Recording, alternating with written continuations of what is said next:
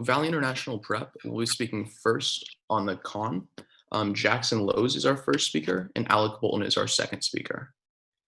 Let me just, so Valley International, con, speaking second, Jackson Lowe's is first. So we're speaking first. And Jackson Lowe's is speaking first. Okay.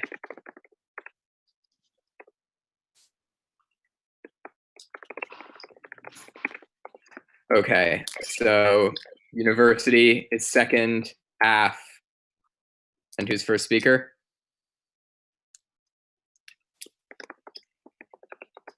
Brand Peak is the first speaker. All right. All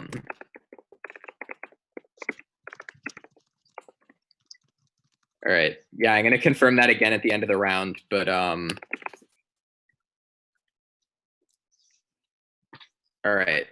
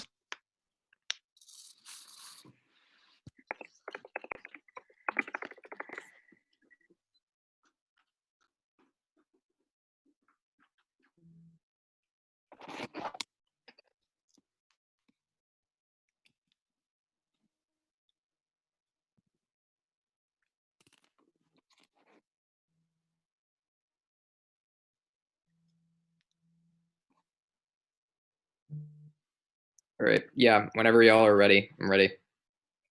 Yeah.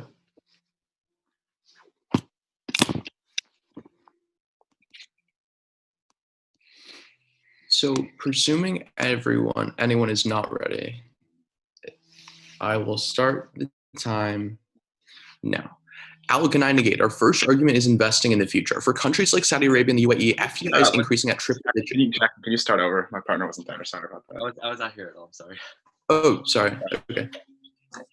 For sure. So is everyone good for me to start now? 1 second. My online timer was not being compliant. Gotcha. I'm gonna put a new one. Hate when that happens.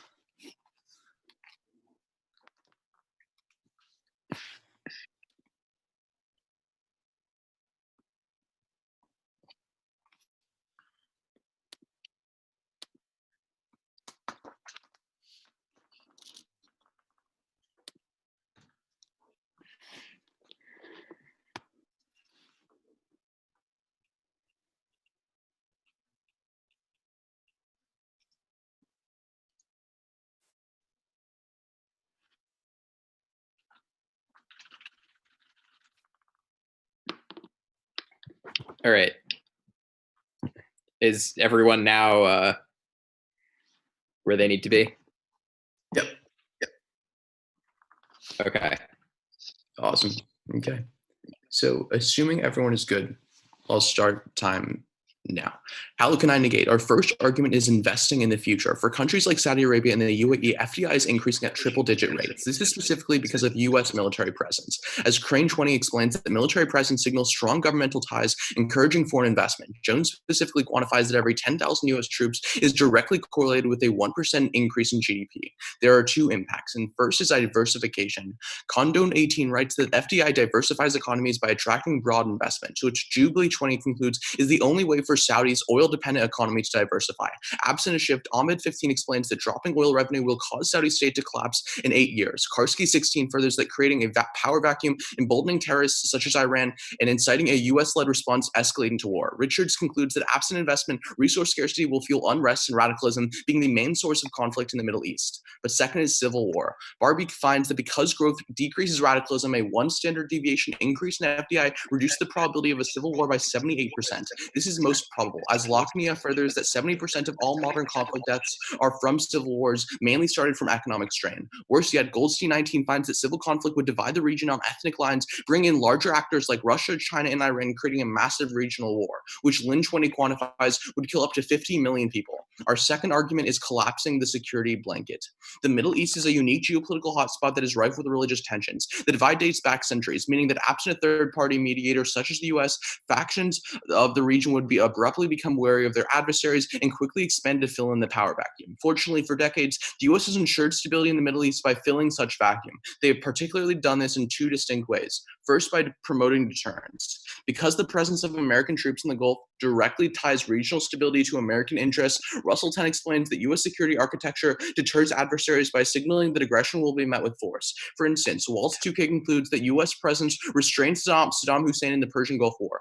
In the status quo, Bimonite 16 notes that true presence deters Iran and that a pullout would cause Iran to pursue belligerent policies such as targeting Saudi oil straits to spike global oil prices, which Anderson 11 quantifies would spike food prices, pushing 1.1 billion people into starvation. Overall, Cunningham 15 explains that U.S. presence creates a blanket of deterrence that deters the probability of a regional conflicts from breaking out by 50%.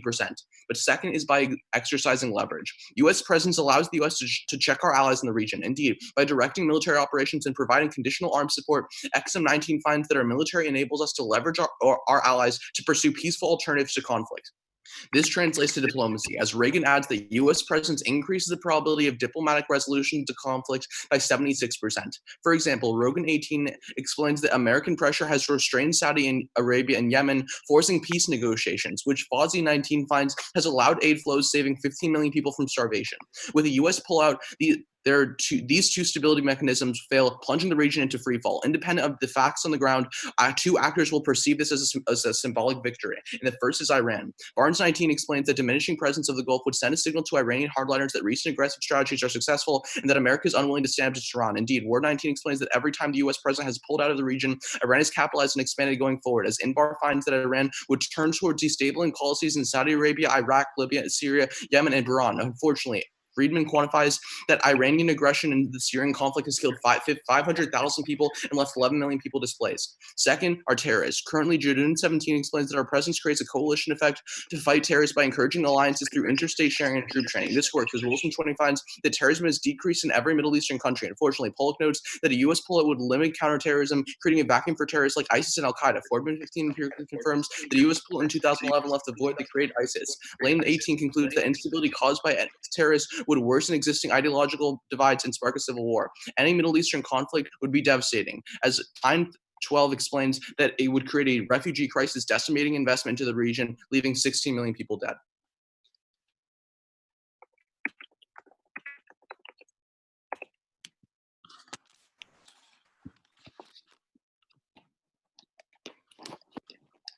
Okay. Is everyone good? Or is anyone not good? Your arguments about Iran and terrorists were independent of deterrence leverage, right? Sorry, I said again. Your Yeah, arguments about so Iran and terrorists were Iran and terrorists were separate from exercising leverage and promoting deterrence. They were four different arguments. Okay. Is anyone not ready? I'm good. Okay, then let's begin. We affirm Americans' foreign policy strategy in the Middle East resembles a yo-yo. Goldenberg 18 explains that we intervene for years and we completely leave the region when we fear we have overstepped. However, this sparks political outcry amongst people who see problems forming, which forces the U.S. to send another major intervention into the Middle East, creating the yo-yo effect. As a result, the stage is set for a dramatic conflict. Siegel 19 confirms that conditions are ripe in the probability of an all-out war in the Middle East is breaking out in a number of places at historic highs. Unfortunately, Moore writes 1 month ago that America's best shot to stop the yo-yo and prevent a forever war in the Middle East isn't a total withdrawal of U.S. troops, but rather keeping a smaller, predictable presence that will satisfy the public's concerns while also supporting partners in the region. Specifically, removing nearly all of our military presence puts a stop to this perpetual conflict in 2 areas. Contention 1 is a proxy problem. The Middle East has been torn apart by never-ending Iran-Saudi proxy struggle in areas such as Syria, Iraq, Lebanon, Bahrain, and Yemen. Fortunately, affirming puts an end to the proxy problem in 2 ways. First is ending overconfidence. Our military presence gives unwavering confidence to our currently reckless allies. Tabate 18 explains that Saudi Arabia has fallen extremely reliant on the U.S. for backup and being the only supported driver of their continued aggressive policies. Dangerously, Parsi 20 confirms that this protection has enabled Saudi Arabia to fund proxy terrorist groups and continues destabilizing activities in the region against Iran. Second is through diplomacy. Parsi continues that last year when the U.S. appeared to back out of the region, regional diplomacy, particularly among Iran and Saudi Arabia, and de-escalation followed as they could no longer act recklessly. For example, Saudi Arabia began negotiation with the Houthi rebels that eased tensions in Yemen and brought the number of Yemeni civilians killed by airstrikes to 2-0. However, because we continue to say, Parsi concludes that the region is once more moving towards conflict, and the early signs of diplomatic progress achieved during the preceding months have vanished. Overall, putting an end to proxy conflicts can save millions of lives. In just 2 places, Fisher 16 quantifies that the current stalemate in Syria has already killed over 400,000 people, and Lynch 19 quantifies that 482,000 people are estimated to die in Yemen if the war continues through 2022, and 1.8 million in 2030.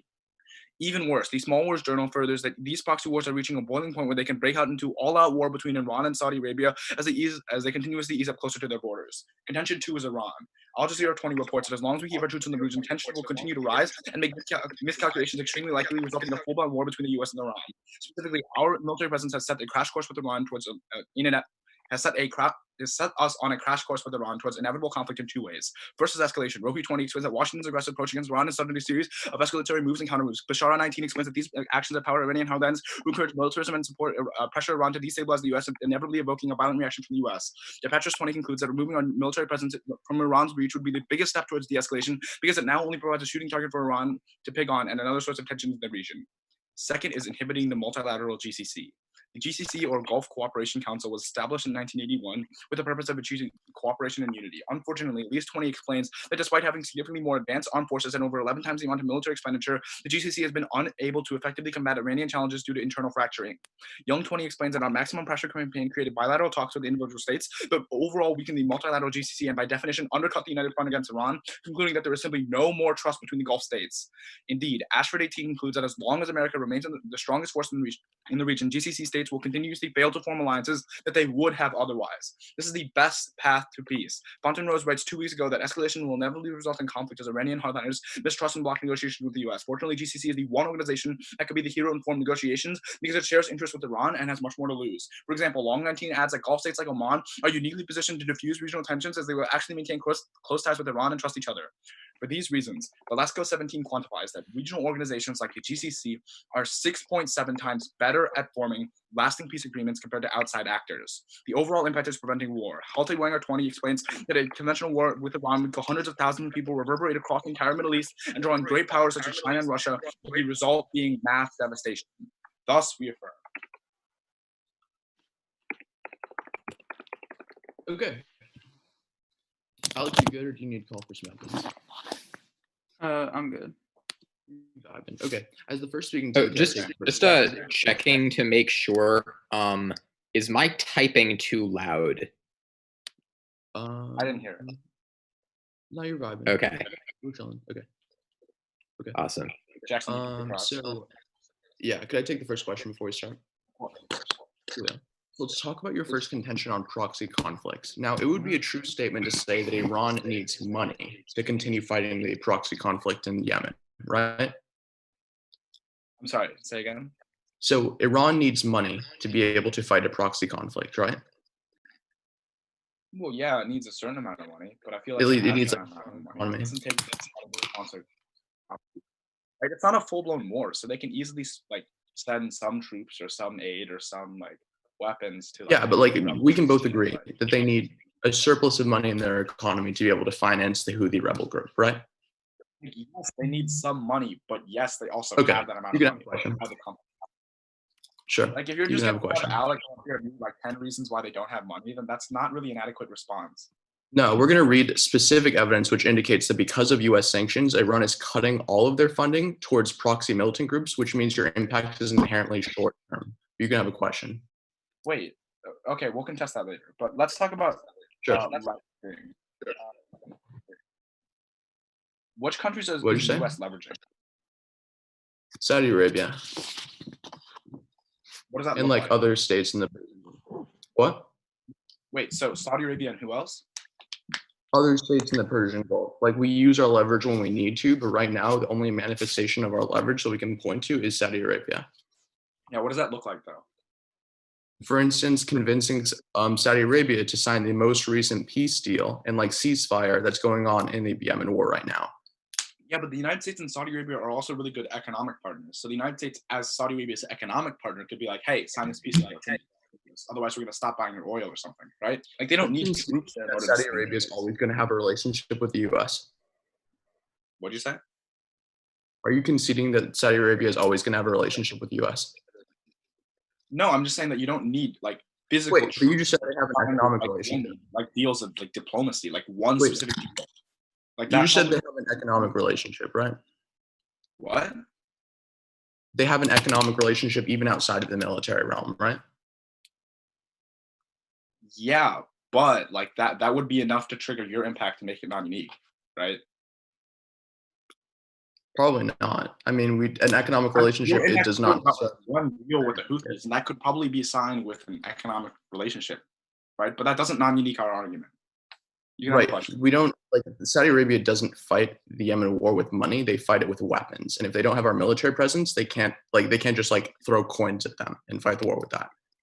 But let's look at inhibiting the GCC. So how can you prove to me that it's not ideological factors that are stopping GCC cooperation and it's simply the US military presence? Our Ashford evidence is very explicit and saying that as long as the United States is the strongest force in the region, it prevents the GCC from forming agreements that they otherwise would have formed, right? Because the United States forms bilateral agreements with the states that undermine the overall unity. And it says that these countries would have otherwise formed these agreements.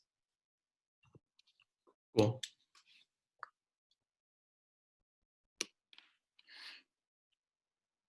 Okay. So it's just going to start off with an overview that you can kind of flow with their whole yo-yo effect argument, and then it'll just go straight down their case. Is the overview Sure. offense? Huh? Is there like offense in the overview? Or? No. It's a directly responsive overview. Okay. Yeah, don't worry. It's not going to start off like contention 3 is blank. Okay. Everyone ready? Yeah. Okay.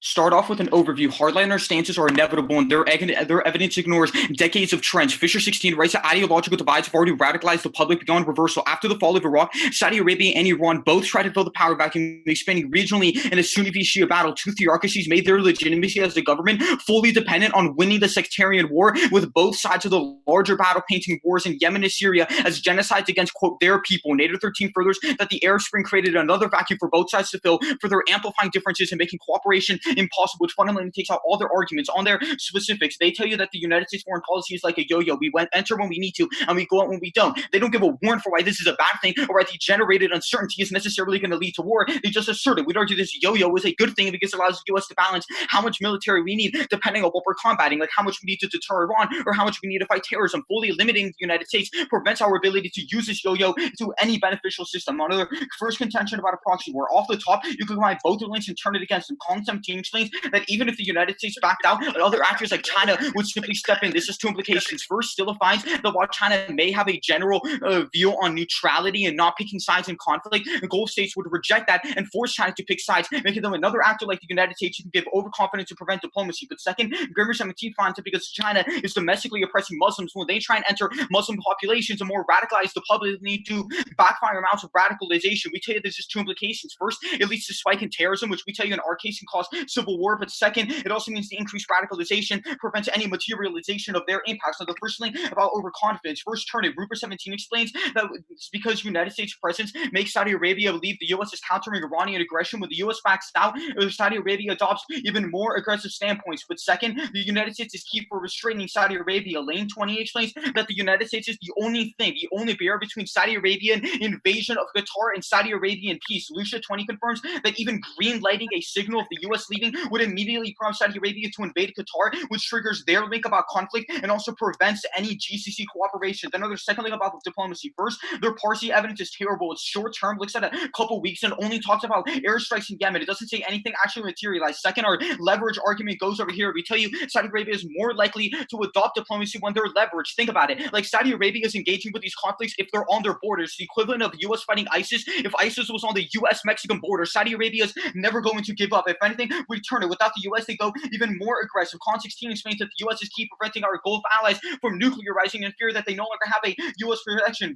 Lewis 15 and Russell confirms that countries like Saudi Arabia, the UAE, Kuwait, and Bahrain would all follow, which McDonald concludes will spark a nuclear arms race. This has two implications. First, it risks nuclear war. Sokolsky finds that infant nuclear systems have weak security systems leading to accidental launches and miscalculation. But second, the increased nuclearization would breed severe mistrust, further fractionalizing the region. Then another second contention about Iran. Off the top, turn it. Courson 20 explains that Iran has 20,000 sea bombs or sea mines, and they place them to hot shipping. They never stop that because the incentive is economic. But still, what 20 explains that the U.S. military is key for clearing these sea mines. Prickle 1019 explains that these mines risk oil spills, which 1119 concludes would destroy Persian Gulf biodiversity by 70%, spilling over globally. Watch 18 concludes that this outweighs every other argument because the loss of biodiversity would destroy carbon sequestration, resulting in human extinction. But then at the top, Chamali 19 explains that U.S. sanctions on Iran are preventing their funding of terrorist organizations. Their impact is fundamentally ahistorical. But then another two links. First, they talk about escalation, but if the United States didn't escalate, Saudi Arabia would escalate. They're pitted in a sectarian battle. Then there's second link about the GCC. First, their Ashford evidence is terrible. Its warranting actually comes from their first link on their first contention. But second, Heller 20 explains that even without the U.S., a Gulf regional alliance is impossible. The regimes are insecure. There are varying allegiances amongst an ideologically divided people, and historically, there are a massive amount of territorial battles which have prevented trust absent the United States. None of their evidence is reversal and doesn't show how the U.S. leaving all of a sudden fixes the system, even if they prove the U.S. caused the problem.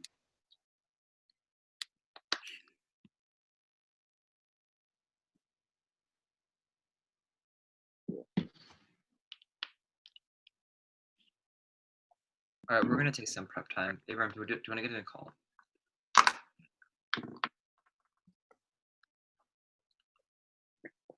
Abraham.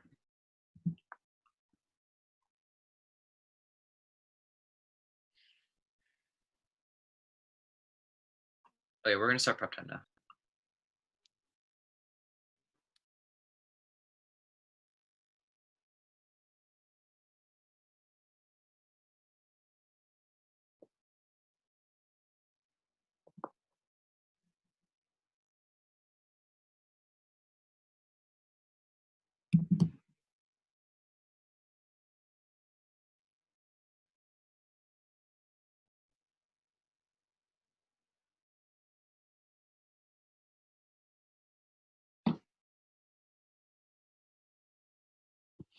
Quick paradigm question for the judge. Do you have any? Wait, am I pausing prep yet? Oh, I'll ask after that.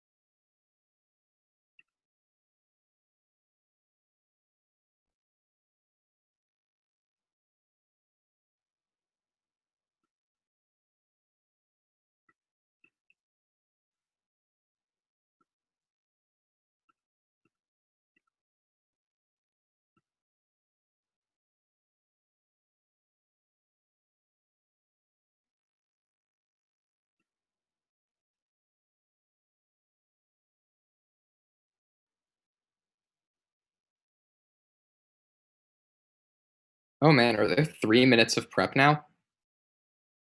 Yeah. Times have changed. Yeah, no, and summaries are also 3 minutes now. Abraham, we can end the call now.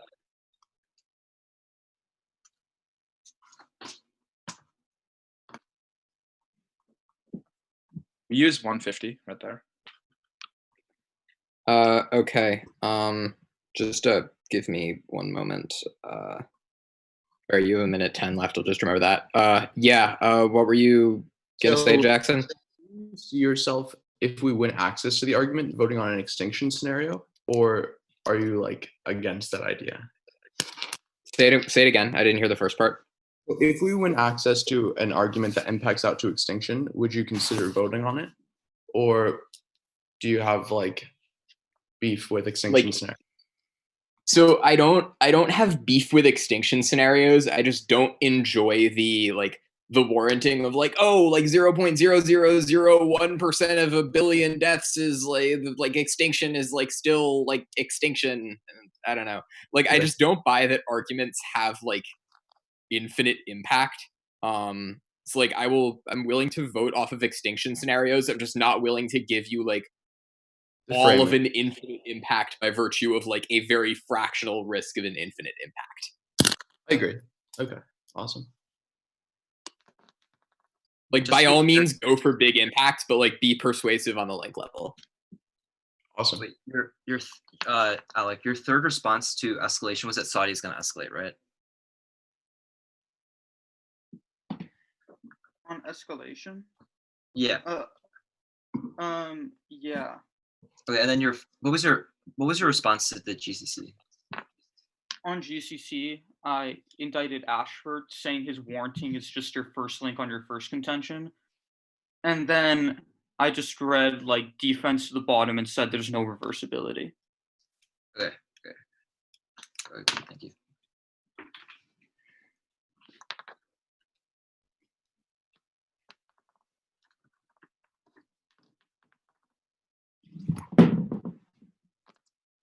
All right, cool. Is everyone ready? Yeah. Just where are you starting? Got our case first. I'm just gonna frontline the turns, Okay. and then I'll go down that case. All right. If everyone is ready, then we'll start now. On their overview, they say that hardliners are inevitable. That's not true because our Party 20 evidence finds that when the United States left, both Saudi Arabia and Iran both turned towards diplomacy. For example, Saudi Arabia no longer has the ability to go aggressive because they no longer have U.S. support, and Iran no longer has the ability to actually expand because their hardliners are no longer emboldened. On our first contention, they say that China is going to fill in. There's absolutely no warrant for why China even wants to fill in. Secondly, we would argue that it's historically denied 17 finds that China only wants economic ties. In fact, they find that it would take at least 20 years for China to even go in the first place. Their argument has literally no warrant. Don't let them read a new one. Next, on their Qatar invasion turn. First of all, there's absolutely no warrant. One second, why Saudi Arabia would even want to invade Qatar in the first reason. But secondly, we would argue that the impact is like if Saudi Arabia is going to start a whole like nuclear war that they're going to talk about in like next few speeches. Obviously, Saudi Arabia would not even want to invade in the first place. Now, let's go to the leverage. Now, like we'll respond to leverage on their case. Then they say that Iran is going to nuclearize. Also, we'll respond to that in their case. On the argument about like the bombs. First of all, there's absolutely no contextualization of how much like the U.S. military even clears the bombs. Second of all, there's no evidence read like where the bombs even are. For example, are they even in the Persian Gulf? They don't even read that our Persian Gulf military operations are specific. But third of all, Roberts in 2020 finds that the United States in the Persian Gulf, the aging minesweepers routinely need repairs, and the companies that use to make a variety of spare parts no longer exist. The sonar meant to detect the mines was so imprecise that in the training exercises it was like dishwashers, crab traps, and cars in the ocean floor. Steering mines in the Persian Gulf would require multiple ships underway on the same period. Only a quarter of the time over the last year did more than a few ships meet that definition. On their funding argument, there's absolutely no contextualization. Iran is still escalating. For example, in February, Iran still literally sent like missiles on our bases. Third, they say that Saudi Arabia is going to escalate. Not true if we win our GCC argument. Then they say on our first contention that the Ashford evidence is terrible. That's not true at all. It is reversible because the evidence specifically says that they're able to focus on security more if the United States leaves. However, the political differences that they talk about are no longer a problem because they focus on security more. Now let's go to their case. At the top, they talk about Vision 2030. However, Vision 2030 is going to fail for a few reasons. And first is PR. Jamal Khashoggi incident plus numerous incidents in the Yemen war had met investor confidence had met investor panic. For example, CNN finds that top investors like JP Morgan and SoftBank have pulled up. The second is IPO issues. Geiger writes that roadblocks for the hefty IPO are transparency issues, lifting venue challenges, and false valuations. Specifically, tensions with Iran and Middle Eastern instability have significantly decreased investor confidence. But third is human rights issues. Julian Geiger again writes that the Vision 2030 relies on increasing tourism. However, large crackdowns on the one protest movements, arbitrary arrests have decreased tourism. In fact, Geiger concludes that foreign direct investment for Saudi Arabia last year was a 12th of what it was 10 years ago. But fourth, removing presence will help Vision 2030 to succeed. Brookings finds that the U.S. presence makes our allies in place and less likely to enact painful internal reforms. Thus, they conclude that pulling out troops would be the best step for passing internal reforms in Gulf nations. On their argument about U.S. presence being non-unique, Bowman in 2012 finds that a small presence also solves this. For example, from 1939 to 1989, when a small presence in all work. On their argument about state collapse, one, Saudi Arabia can diversify independent of Vision 2030. There's absolutely no contextualization why this is key. On the argument with deterrence, first of all, Doherty 2020 finds that Iran's strategy resolves around provoking and exhausting the United States, which is why it's failed historically. But secondly, you can turn it again because Joel continues that on Trump's watch, Iran has actually ramped up its nuclear program once again, and they've actually increased proliferation by 300%.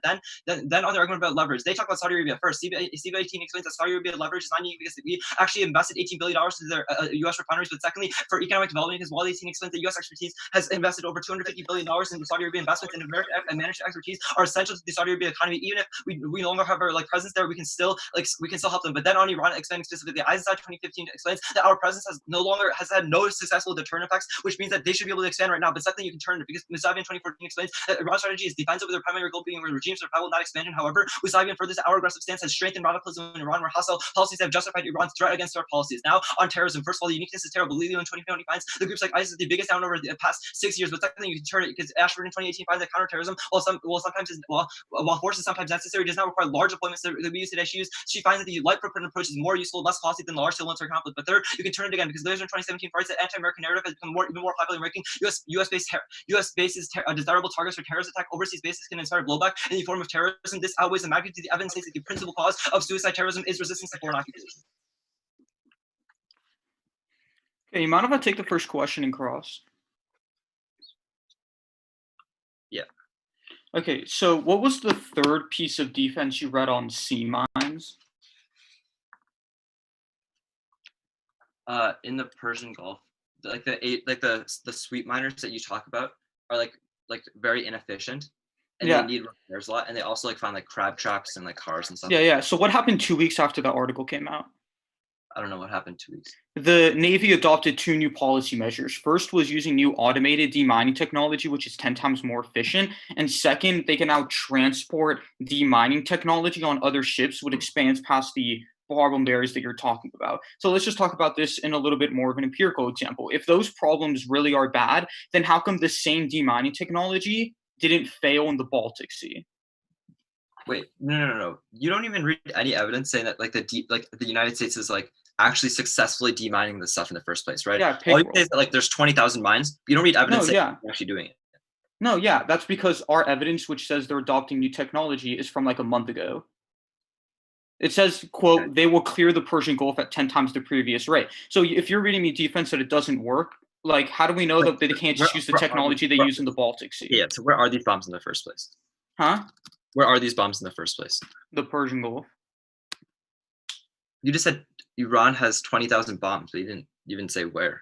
And they placed them in the Persian Gulf. Also, it doesn't even matter. Our prickle evidence says the Persian Gulf is littered with sea mines. But if you want, we can go to another place, that's right? Fine. We can call for that. We can call for that evidence. Okay, yeah. You can have a question. Right. So I have a question about your hardliners being inevitable thing. So if Saudi Arabia and Iran, if Iran was expanding into a region or a power vacuum and it caused a war like you talked about, why would Iran want that to happen? Because Iran, the legitimacy of their government is dependent on it. You don't respond to any of the warranting in the overview, which is that after 2003 and the Arab Spring, Saudi Arabia and Iran have put the legitimacy of their government on winning the sectarian war. Your Parsi evidence is looking at a 2-week span and only looking at what happened in places like Yemen and a consideration of easing the Qatar blockade. It doesn't look at a holistic analysis of the Middle East. Can you give me an actual example of when Saudi Arabia and Iran legitimately came to diplomacy and solved the conflict together? Well, I would say 2011. That the reason why the Parsi evidence was short-term is because the yo-yo effect. For example, the United States went back in and re-intervened. But you also don't prove that the Parsi evidence would not have lasted any long-term. I think it's a pretty good example because it's the most recent example. No, that's the point of our overview. Well, no, it doesn't even matter if you consider it the most recent example. We'd argue that foreign policy randomly has little blips constantly. You look at the holistic trend. So can you give me another time after 2011, the Arab Spring, that Saudi Arabia and Iran came together and solved anything? I mean, that's the main example that we're going to talk about. I mean, the U.S. left in 2015. Did anything happen then? What about when we left in 2017? Wait, what? What about when the U.S. left in 2017? That wasn't where even was that? From Saudi Arabia. Did Saudi Arabia turn to diplomacy? Wait, no, but your argument is talking about the vacuums, right? The proxy places. And in proxy places like Yemen, for example, Saudi Arabia went to peace instead. I know, but what happened when we actually left in 2017? we probably re-intervened per our yo-yo effect argument. Saudi But, like, Arabia didn't pursue diplomacy and pursued aggression. So how am I supposed to compare those two? How are you supposed to? I mean, like, okay, I'd probably say it's non-unique then. It's like the ending overconfidence thing and like the emboldening hardliners thing, because there's no like real weighing analysis done on it, right? Like you say that No, sure, yeah, I agree. Well over time. Oh, okay. Jackson, do you want to take prep time? Okay. Yeah, we're going to take some prep. I'll start the time once I call Alec. Once the call goes through.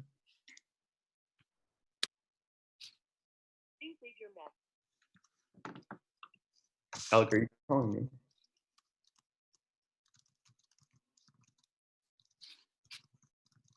My hands are not.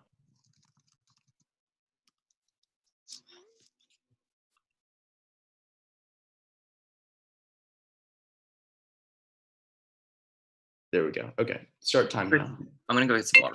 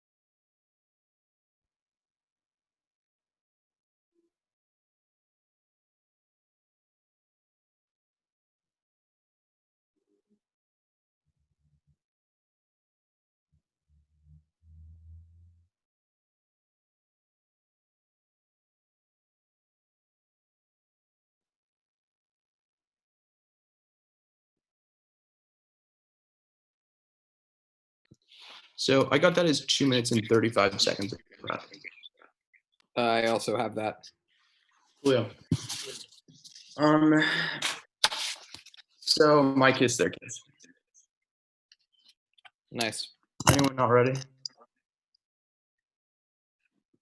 Time will start now. Good order contention 2 on collapsing the security blanket. On our first one on promoting deterrence, we explained to you that the U.S. military presence is incredibly key in the Persian Gulf because it stops Iran from militaristically expanding and attacking things like oil straits. That would be really bad if Iran ever were to attack an oil strait, because it would raise the price of oil, pushing people that don't have access to high economies, stopping them access from getting access to like things like food, which our evidence empirically shows would push 1.1 million people into starvation. They don't give any response to the actual length of this. All they do is try and turn it by saying that U.S. military presence is what's causing Iran to nuclearize. 2 responses. First, Iran is nuclearizing probably due to Israel, who is constantly threatened to impose regime change, and they view that as an existential threat. Iran's going to nuclearize even absent U.S. military presence. But second, they don't give you any evidence scientifically indicating that the only reason Iran is nuclearizing is because of the U.S. military presence. Thus, it's probably non-unique. With that, clearly vote for us in 1.1 billion people. Go to our impact on terrorism. They don't quantify any of their 2 terms they read in the bottom. Don't vote for them. Go to their case. On our overview, we explained to you that hardliners in both Saudi Arabia and Iran are always going to pursue paths of militarization because they view the legitimacy of their regime and winning the ideological war that they're constantly fighting between Saudi Arabia and Iran. All they respond to it is by saying that Parsi, when the U.S. slightly pulled out, Iran and Saudi Arabia were pursuing diplomacy. But first, Parsi only looks at a short-term blip of 2 weeks. But second, the causality is incredibly flawed. This was talking about the Yemen war when Saudi Arabia only thought the U.S. might leave. The distinction here is that our side actually pulls the United States out and decrease the incentive to pursue diplomacy. With that, go to contention one on proxy problems. First, you're going to be extending our Qatar invasion argument, in which we explain to you that the U.S. Bases in Qatar is the only reason why Saudi Arabia and the UAE decided to not invade Qatar last summer. All they say is first, no war. Look to our overview in the war. Saudi Arabia is always trying to win the ideological divide. But second, they say Saudi wouldn't want to start a nuke war. We don't read a nuke war scenario. We're talking about a regional war which kills hundreds of thousands of people. Clean conceded turn. Second, go to our impact turn we read to you on stopping Saudi proliferation, in which we explain to you that the U.S. security guarantee is allowing Saudi Arabia to not feel threatened from existential threats inside of the region.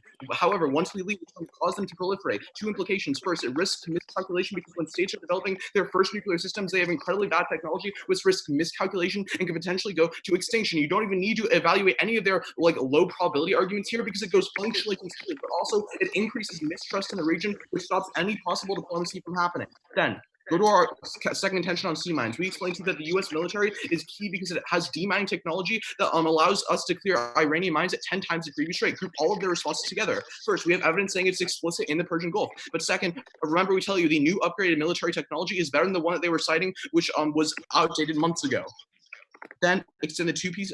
If we don't stop the Iranian planting of sea mines, it's going to take out oil tankers, which decreases biodiversity by 70%, causes carbon sequestration, and causes extinction to happen. Extend the two pieces to the bottom that regional insecurity and territorial claims are always going to inhibit alliances from forming. Don't let them go for any impact on their C2.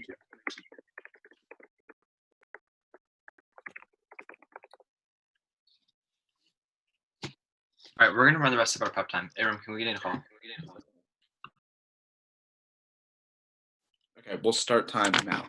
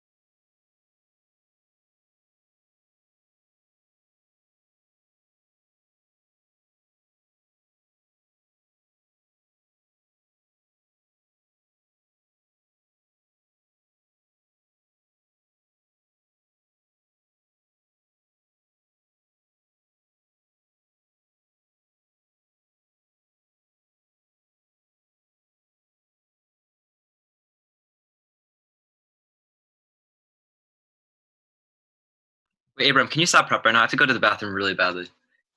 Abram, just don't prep. Okay, just don't prep.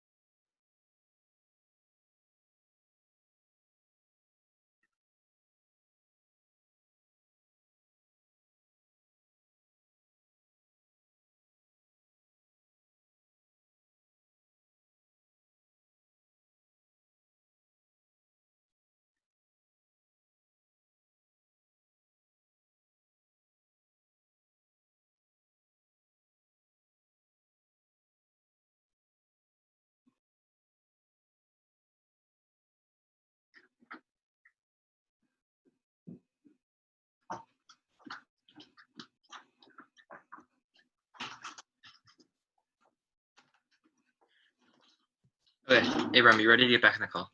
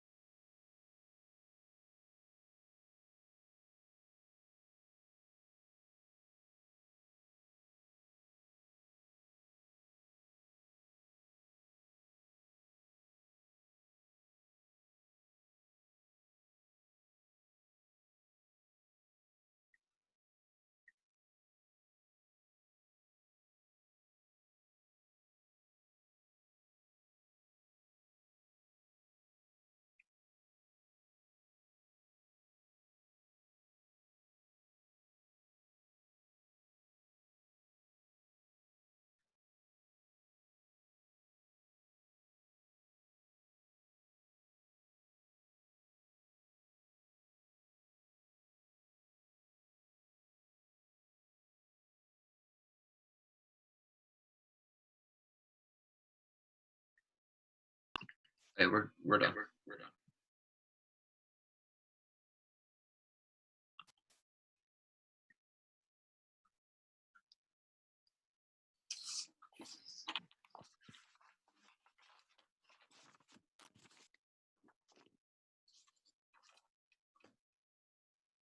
Okay, so I'm going to start on some weighing. And then I'm going to go to our argument about the GCC. And then I'm going to adjust all their pieces of offense in the same order that he gave them. So starting on like their case offense, then on the turns of the case. Is everyone ready?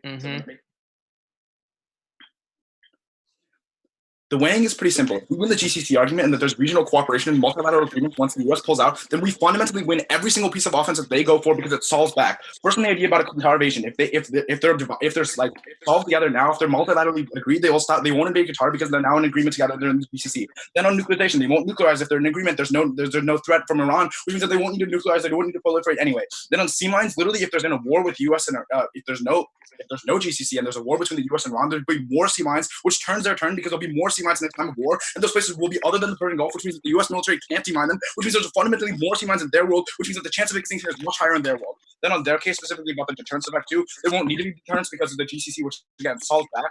So yeah, if we win this argument, we win the round. Here's how we win the argument. Right now, we explain that the only thing that's preventing the GCC from working is the United States in the region because it creates divides, because the U.S. signs bilateral agreements with each of the individual countries, but undermines the overall unity by ashtraking finds that as long as the United States is the strongest force in the region, the GCC will fail. The only response that they extend is that there's regional insecurities. But Daniel Frontline just saying that the only thing that's actually causing the regional insecurities is that the U.S. is in the region, and the U.S. will pull out, and they resolve those regional insecurities because obviously the Iranian threat is more important than their like random bickering. They'd obviously get over it. This is the impact is clean conceded. Pontoise finds that escalation in the status quo leads to conflict as Iranian hardliners block negotiation, which is key because how longer finds that this will hundreds of thousands of people on dogs in Russia reaching mass destruction. This on face is a world war which fundamentally outweighs any argument on scope. They don't expect any sort of the easiest place to vote for us. Let's address there are first look at NP1. We dropped all the 98 rights abuses, which means that like Vision 2030 doesn't go through.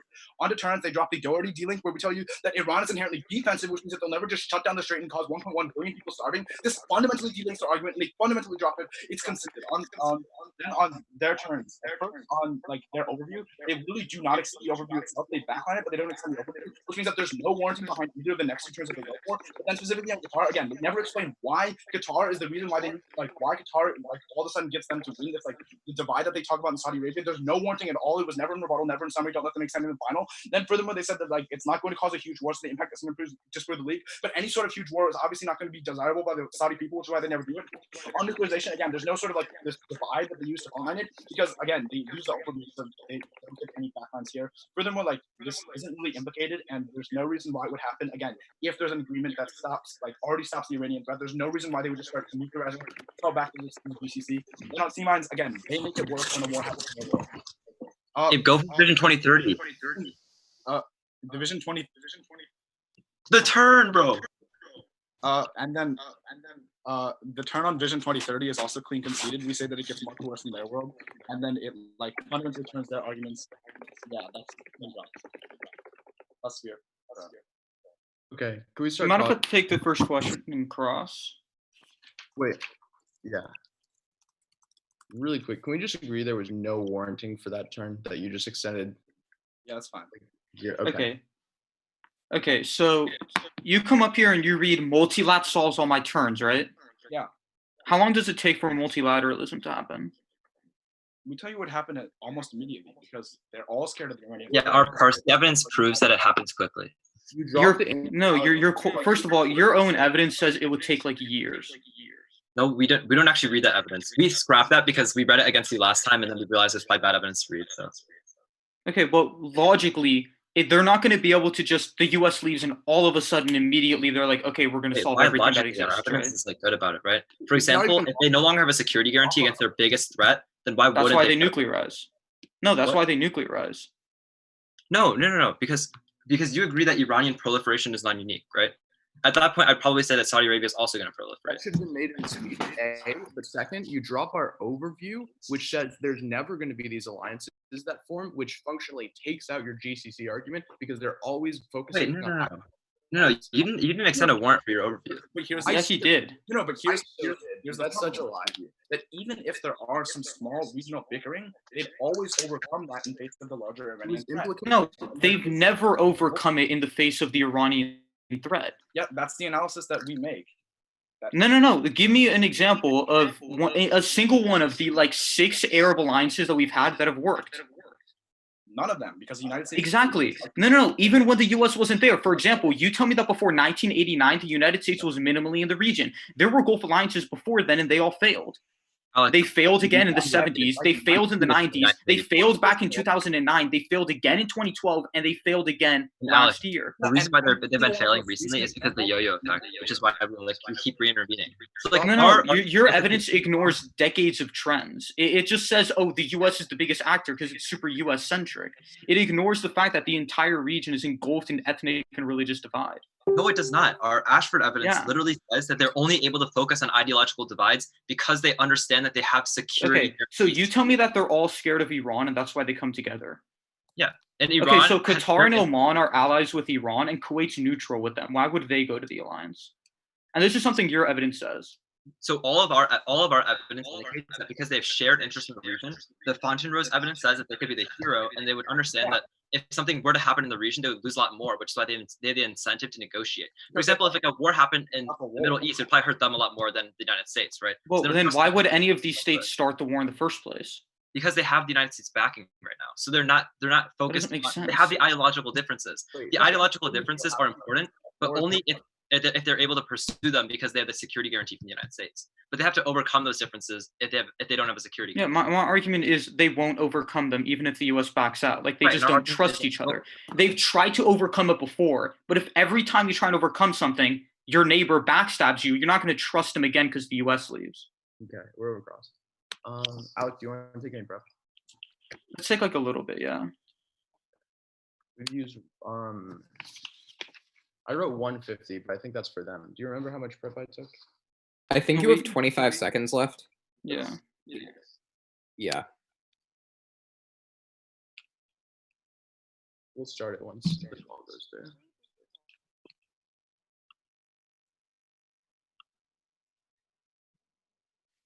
Please leave your message.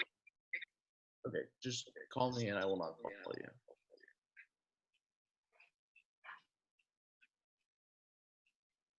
There we go. Start time now.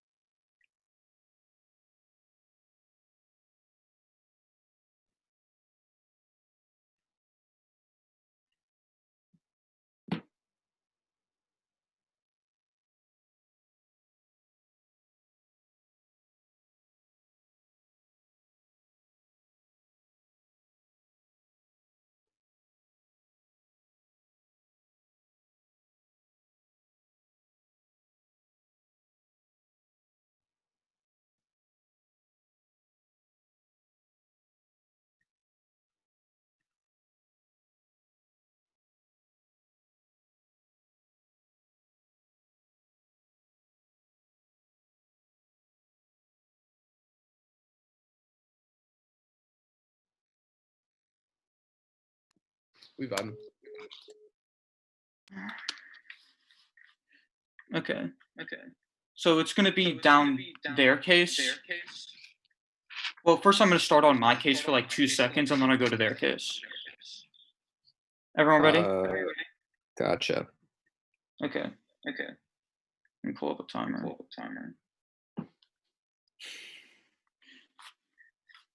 Okay. So start off on my case, like they extend a ton of D-links that V2030 fails anyways. Also, they don't extend a warrant on the turn, don't consider it. On my C2, they say Iran's defensive. The overview checks against this. They don't extend a response to it. In their last speech, they also drop all the indicts on their Parsi evidence, which means then their argument on GCC solving back doesn't matter. Go to their case on the overview. The single response that they make is we don't extend the overview. Jackson does. He extends warranty when frontlining their Parsi response, which means you can extend the overview that severe religious and ethnic divides are preventing the cooperation in the Middle East. Like Saudi Arabia and Iran both believe that they are already in wars with each other, which means that there's not going to be any cooperation. They believe that the legitimacy of their government is dependent on winning a sectarian war. They literally, all this warranty goes fully conceded. They also drop all the indicts to their Parsi evidence that it only looks at a short blip area. It has faulty causality mechanisms, and it doesn't look at an actual time when the U.S. backed out, just when people thought the United States would back out. There's a particular differentiation because one creates incentives to cooperate, the other creates massive amounts of fear and panic, and that's where our evidence differentiates from theirs. Don't let them make new responses to the overview and new responses to the indicts on their Parsi evidence. And second final focus, it's super abusive. They say GCC comes first on weighing. We would argue ours comes first on time frame because multilateralism takes time. It takes time for countries to come together and cooperate and build alliances. But our arguments about a Qatar invasion and nuclearization are short term, meaning if there's any risk of those arguments, it checks back against their argument on multilateralism and becomes time frame defense. On Qatar invasion, all they say is multilat solves, not on time frame. Multilat happens after the invasion. Then they say, why Qatar? They drop Jackson's frontline that it's about the religious divide. It's a religious incentive. Then they say there's never going to be a war, but we tell you there is an incentive to create a war. They care more about religious divides and mutually assured destruction, which means then our analysis that if the U.S. backs out, then nothing stops Saudi Arabia from invading Qatar that destroys regional alliances and sparks a war that kills millions. And then they also drop that without the United States, all these countries would nuclearize, like Saudi Arabia, Qatar, the UAE, and Kuwait, and then that leads to accidental launches and miscalculation and destroys the amount of mistrust. But then under second contention, they drop that their Ashford evidence is terrible and doesn't prove causality, and things like territorial claims have bred enough mistrust that even if the U.S. leaves, there's no reversibility. There's like 2 turns dropped on their case.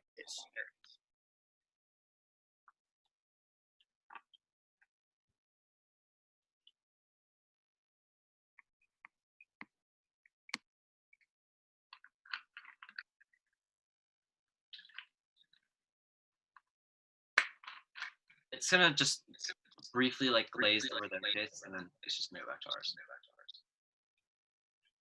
All right. Is everyone ready?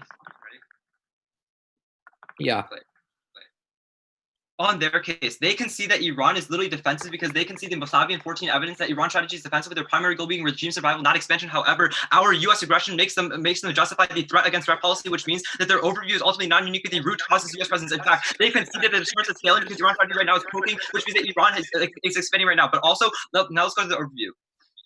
On the overview, we're just going to say our Ashford 18 evidence from our GCC evidence solved. But also, now let's go to Qatar. First of all, they don't even really extend a reason why Saudi Arabia would invade Qatar. For example, they just say that they want regional hegemony. However, if a regional hegemony war is going to kill like 5 million people, obviously that doesn't make sense. They wouldn't go to war if it's going to kill that many people. But also, we would argue that even if multilateralism happens way later, we would still argue it's going to happen immediately because security is a very important issue. But secondly, we'd argue that even if one war happens that kills a couple million people in the long term for stopping more wars, that's definitely going to outweigh. On the argument about Saudi proliferation, they don't extend a war for why Saudi Arabia is going to proliferate in the first place. But secondly, we would argue it's not unique. We already made the implication that they conceded that Iranian proliferation is not unique. If that is true, then Saudi Arabia proliferation is also not unique because the regional nuclear arms race that they talk about, that war is also not unique. Now let's go to our GCC argument. We explained that right now the GCC is not coherent because the U.S. is able to make them focus on ideological divides because of the security guarantee of the United States. However, the Ashford 18 evidence finds that as long as the United States is the strongest force in the region, the GCC will continue to fail. However, the United States backs out. They will get over those ideological divides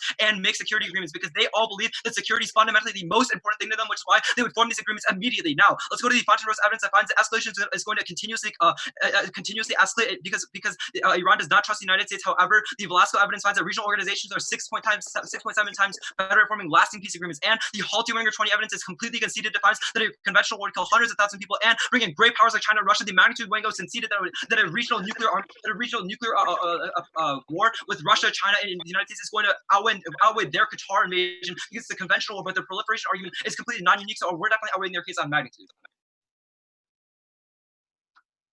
Great round, y'all. Good round, no. Right. Good round.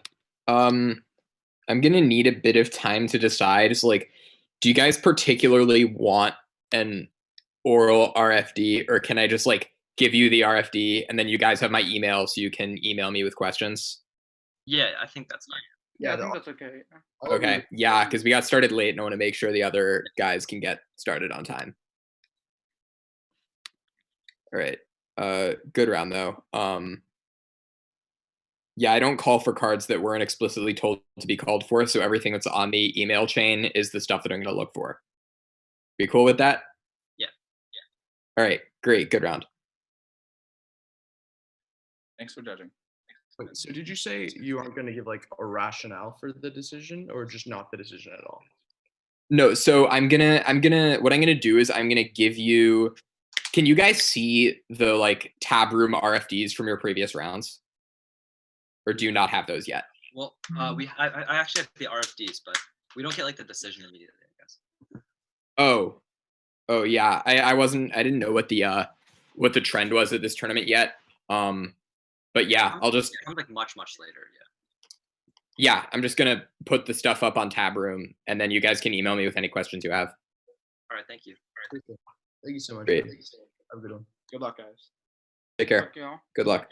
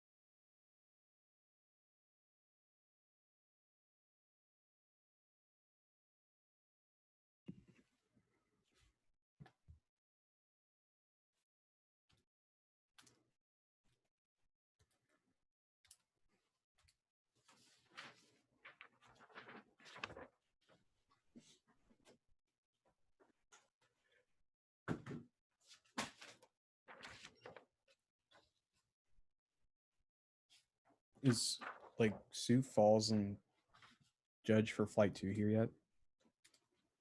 I'm here. I'm waiting for my partner. Oh, okay, that's I fine. don't think the judge is here either. Okay.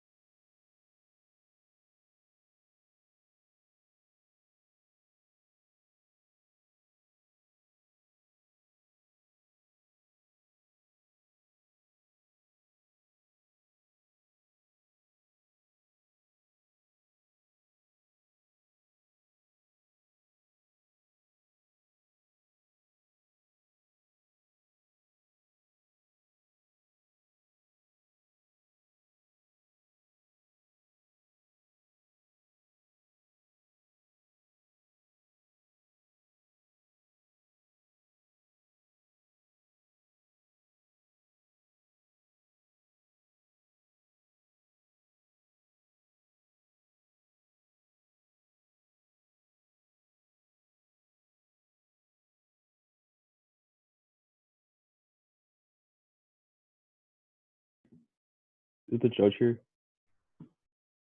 I don't think so. Okay, I'll be right back.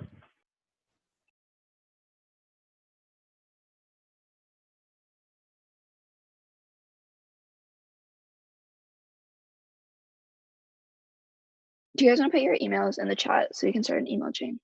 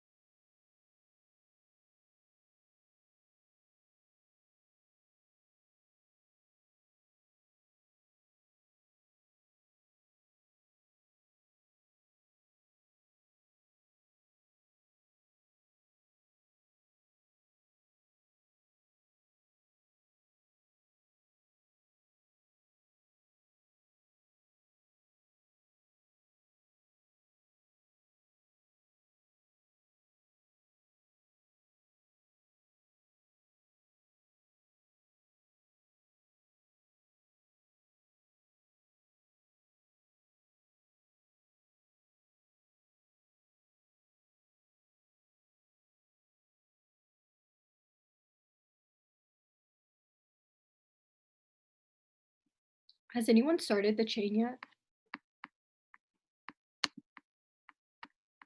Oh, I was waiting to get like the judge email too before I sent it out.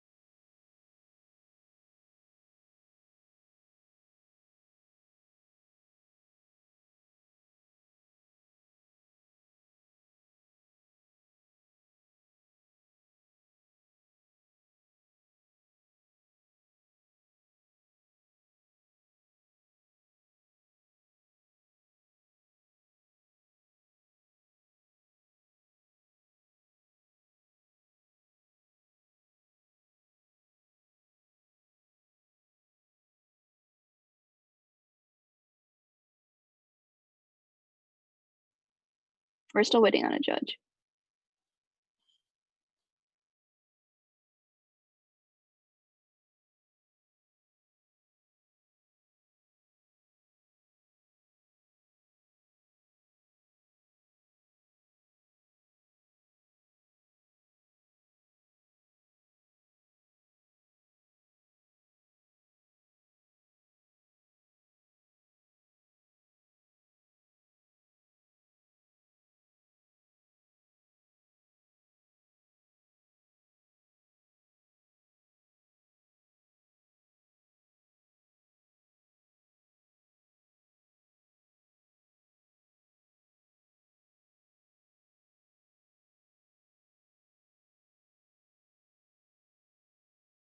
Hello? Or are you the judge? Yeah. Oh, okay. Okay, yeah. Sorry, I'm a little bit late. I was having some internet issues. No, that's fine.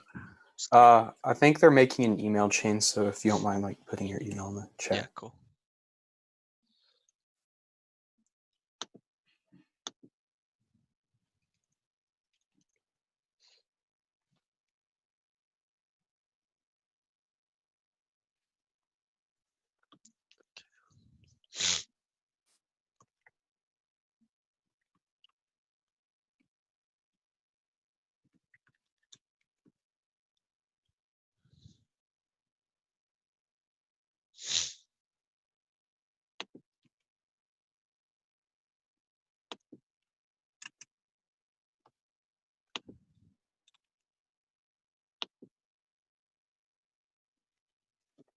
Okay, I just sent it out. If everyone could let me know when you get it.